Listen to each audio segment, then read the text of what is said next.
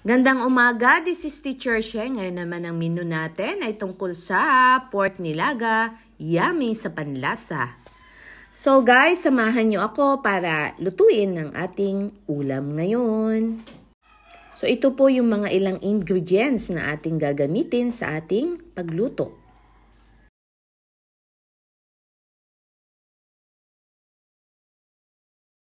Tara guys, samahan nyo ako. Ayan, pag kumulo na at nakikita nyo ng super lambot na ang ating pork.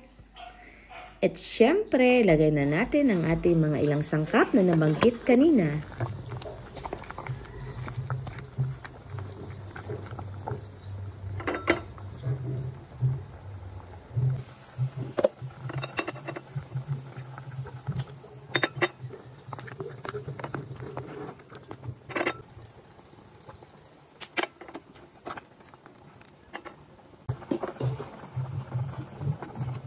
At ang ating string beans.